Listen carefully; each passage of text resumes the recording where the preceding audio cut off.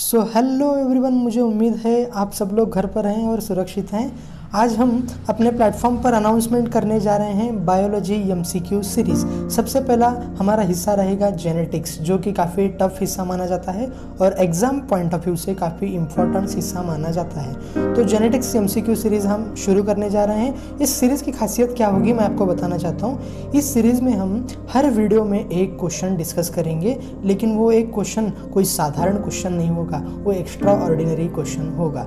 Extra ordinary in the sense उस question में question तो एक ही होगा, एक वीडियो में एक क्वेश्चन तो एक ही होगा, लेकिन उसमें कंसेप्ट अनेक होंगे। इस सीरीज़ का इसलिए मैंने नाम रखा है क्वेश्चन एक और कंसेप्ट अनेक। तो आइए देखते हैं सबसे पहला क्वेश्चन आज के इस सीरीज़ का सबसे पहला वीडियो हो, लेकिन उसके अंदर आपको मिलने जा रहे हैं 5 से 6 नए कंसेप्ट। तो आइए क्वेश्चंस को हम देखते हैं। तो the first question here is the process of transcription occurs in dash dash region, यानी कि ट्रांसक्रिप्शन नामक की जो प्रोसेस होती है वो सेल के किस रीजन के अंदर होती है, ऐसा आपको क्वेश्चन दिया गया है।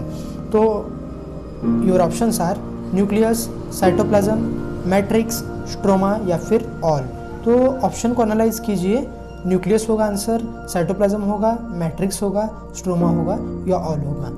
तो इस पे कुछ लोग तो एकदम अभी आंसर देख के शॉक्ड हो रहेंगे। कुछ लोगों ने न्यूक्लियस बोल लिया होगा, कुछ लोगों ने साइटोप्लाज्म बोला होगा।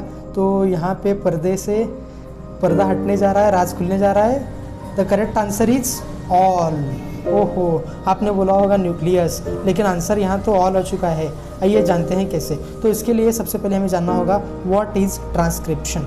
ट्रांसक्रिप्शन एक प्रोसेस होती है जिससे डीएनए से आरएनए बनाया जाता है, डीएनए से एमआरएनए बनाया जाता है। फिर आप बोल रहे हो कि न्यूक्लियस तो सही आंसर होना चाहिए, क्योंकि न्यूक्लियस के अंदर डीएनए और डीएनए से बनता है आरएनए।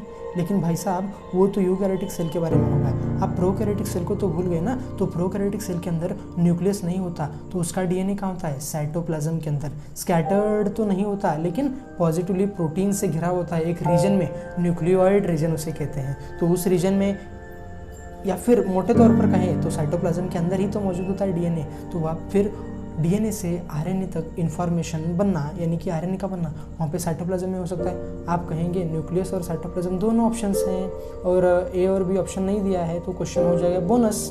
अरे भैया रुको ज़रा, सब्र करो, तीसरा ऑप्शन हमें एनालाइज करने दो, पढ़ने दो। तो third option is matrix. Matrix क्या होता है पता है आपको? माइटोकॉन्ड्रिया की इनर मेम्ब्रेन के अंदर जो स्पेस होता है उसे मैट्रिक्स कहते हैं। एंड लास्ट ऑप्शन क्या था हमारा? स्ट्रोमा। स्ट्रोमा क्या होता है? क्लोरोप्लास्ट, यानी कि प्लास्टिड के इनर मेम्ब्रेन के अंदर का स्पेस जो मौजूद होता है उसको हम क्या कहते हैं? स्ट्रोमा। यम से मैट्रिक्स याद रखो माइटोकॉन्ड्रिया के लिए, और क्लोरोप्लास्ट का क्या याद रखो? स्ट्रोमा याद रखो। तो माइटोकॉन्ड्रिया और क्लोरोप्लास्ट अगर आपने सही ढंग से पढ़ा हो, इनको सेमी ऑटोनोमस सेल ऑर्गेनल कहा जाता है। इसके कहने के पीछे एक वजह होती है, ये वो ऑर्गेनल हैं सेल के अंदर जिनके पास अपना खुद का डीएनए होता है। अब इनका खुद का डीएनए होगा, इनके मैट्रिक्स में होगा, इनके स्ट्रोमा में होगा, तो वहाँ पे भी ट्रांसक्रिप्शन नामक प्रोसेस ऑपरेट होगी या नहीं होगी। तो इस क्वेश्चन से हमने क्या चीज़ें सीखी कि हमें एक रिजिड मूवमेंट शो नहीं करनी चाहिए, एक तरफी चीज़ यहाँ पे होनी नहीं चाहिए। वहाँ पे अप्रोच हमारी सही होनी चाहिए, क्वेश्चंस को देखने का नज़रिया हमारा बदलना चाहिए। उसने सिर्फ और सिर्फ यूकैरियोटिक पूछता तब आप न्यूक्लियस लगाते, लेकिन उसने जनरल में पूछा है तो यूकैरियोटिक में भी बात करनी पड़ेगी, प्रोकैरियोटिक में बात करनी पड़ेगी।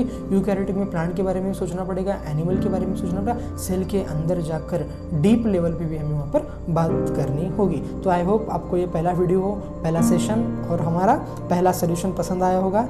मिलते हैं फिर किसी वीडियो में, फिर किसी नए क्वेश्चन के साथ, लेकिन उसमें भी क्वेश्चन एक कंसेप्ट अनेक ये लागू ही रहेगा, याद रखिएगा। Thank you so much.